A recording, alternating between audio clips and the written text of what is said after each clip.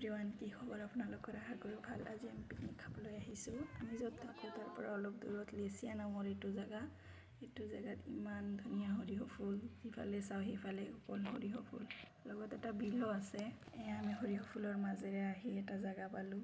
জেগাটোত আহি বিছনা চাদৰখন পাৰি ঘৰৰ পৰা যি বনাই লৈছিলোঁ গোটেইখিনি ইয়াত থৈ দিলোঁ।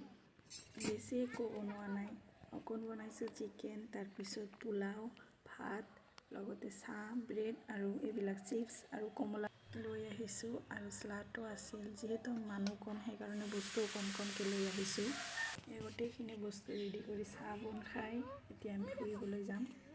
বহুত মানুহ আহিছে ইয়াত।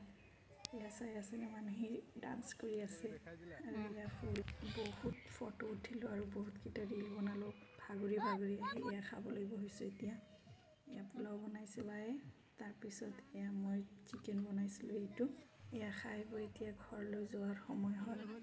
কেনেকুৱা লাগিলে মোৰ ভিডিঅ'টো কমেণ্ট কৰি জনাব দিয়া আৰু ভাল লাগিলে লাইক কমেণ্ট শ্বেয়াৰ কৰিব। Bye bye, Allah Hafiz.